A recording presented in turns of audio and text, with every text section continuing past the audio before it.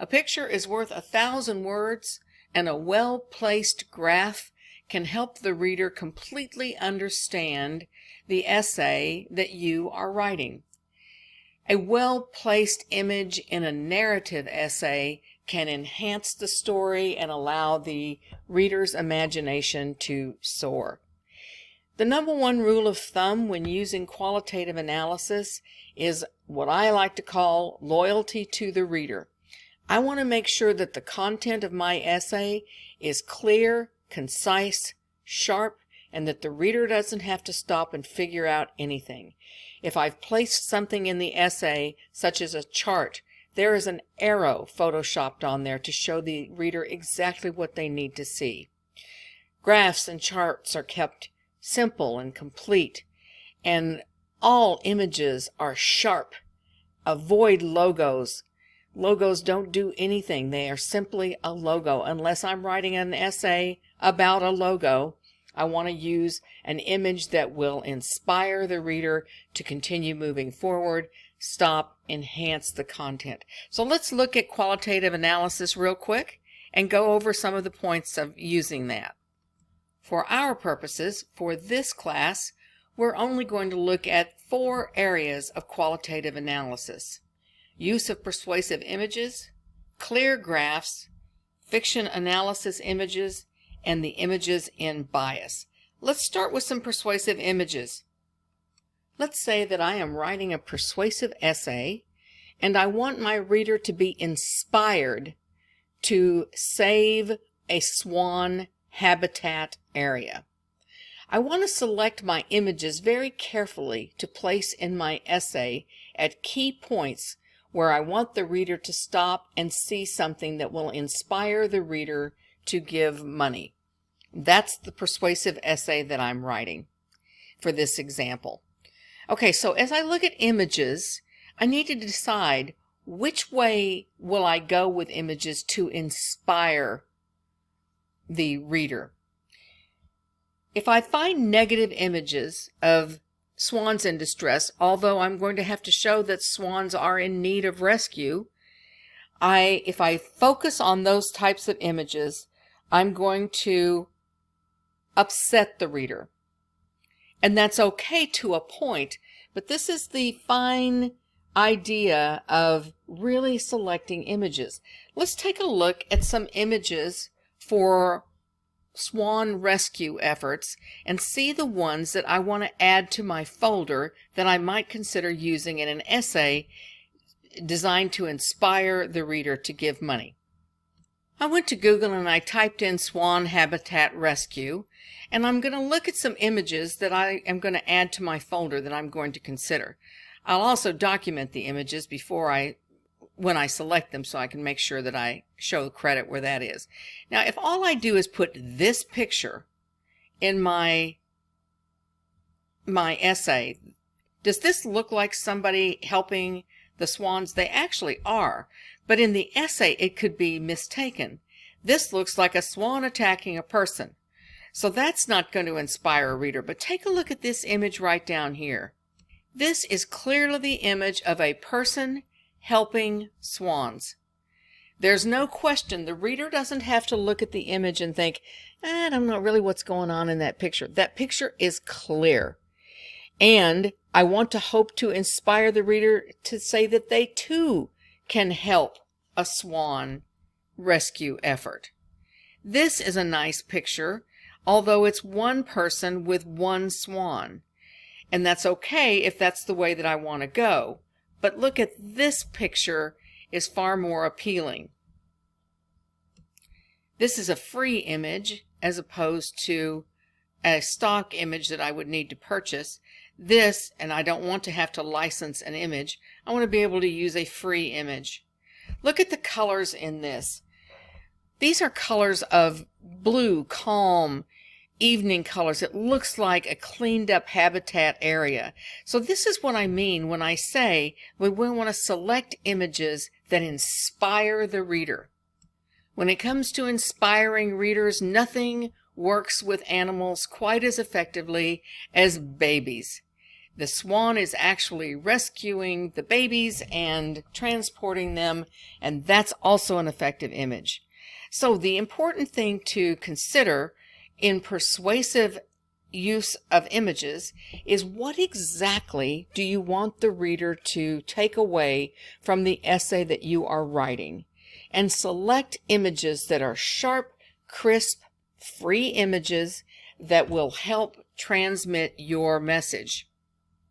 One of my favorite sites is Picabay.com, where you can locate free, royalty-free images that you can download without any problems at all.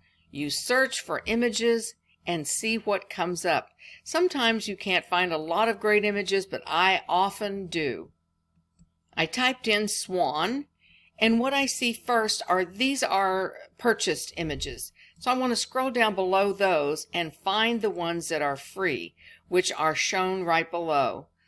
These are stunning images, and I can, oh, look at this one. I can find all kinds of free images on Pixabay.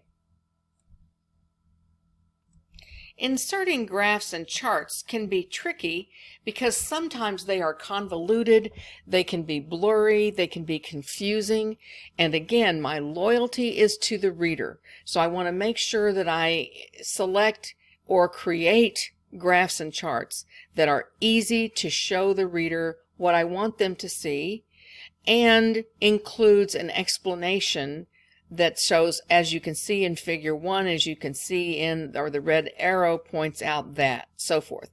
Let me show you one that I created.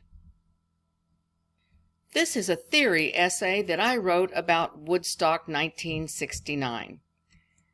The point of the essay, in short terms, is it occurs to me that it's something spectacular that a festival of that magnitude existed in space and time on our planet, and nobody was killed.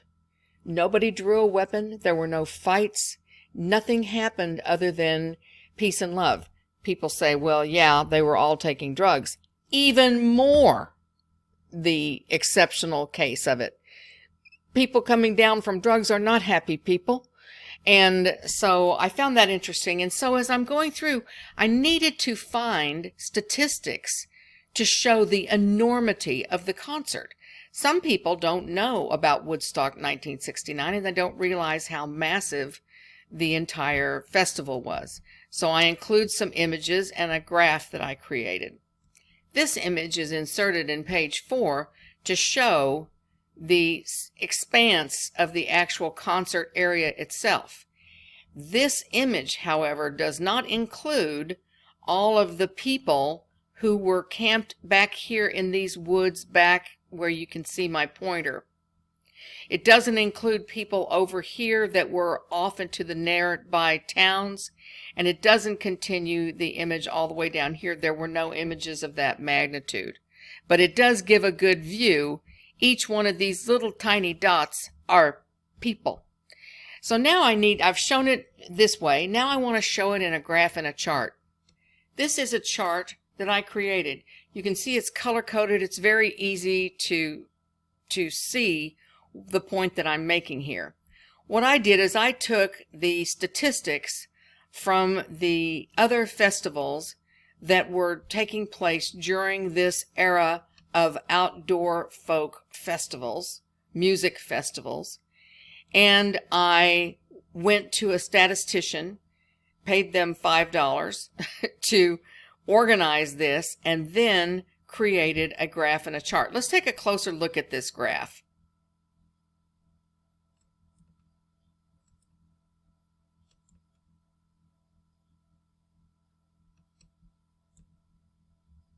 I put the year of the festival in the graph color itself and showed the number of participants in and around and on the way to and leaving from the venue.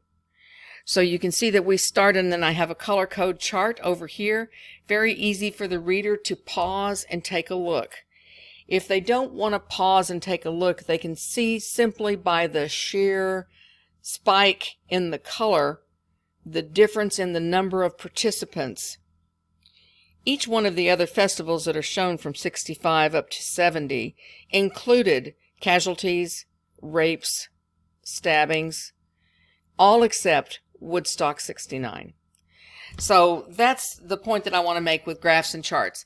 You can find graphs and charts that have already been created and use some sort of a method to make sure your reader can clearly see what you want them to see. Or, in some cases, you can create the graph yourself if none are available. There was no way to find any kind of graph that would show the distinction between the numbers of participants. And to make my point that this was an enormous undertaking. Here's a quick example of that. If I'm going to look for a CTE graph to include in my essay to show the number of CTE, which is brain damage statistics, see how complicated some of these are. The reader's not going to want to stop and make sense out of all of this. We want to find the simplest chart we can and insert any kind of arrow or something so that the reader can understand exactly what I want to point out. So it's a tricky business to select a graph and a chart, and remember, you want to be loyal to the reader. If I'm going to write an analysis of fiction and I want to find images of the piece of fiction that I'm analyzing, I want to make sure that I avoid posters, that I avoid words, and that I show images of the character enacting whatever I have just described from the movie, from the television show, from the play, from whatever piece of fiction that I'm using. Let me show you an example. I wrote this essay about the rise and fall of Alonzo Harris as a tragic hero of the film Training Day. I wanted to show an image of the character, this tragic hero. Alonzo Harris was sort of a shifty character, a good cop gone bad, and I thought this image, of all the many images to consider, I felt like this one really showed his temperament and so forth. Later in the essay about Alonzo Harris, I wanted to show an image of Alonzo tormenting the new recruit that he is to train on that particular day.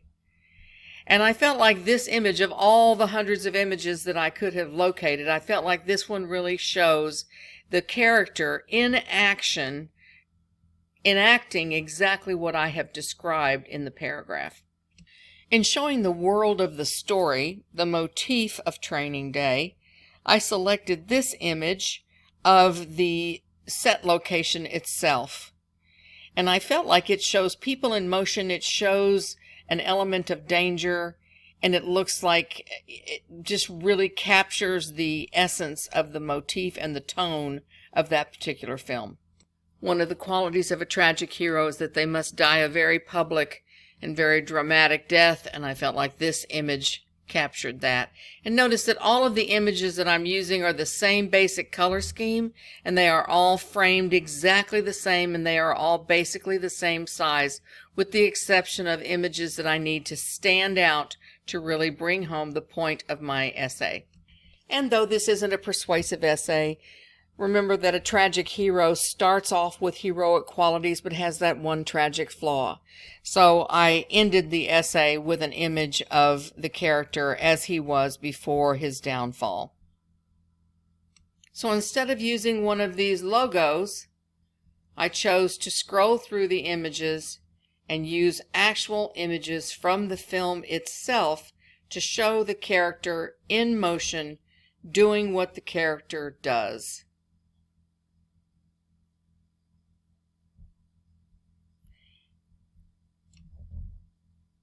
And finally, let's look at images in bias.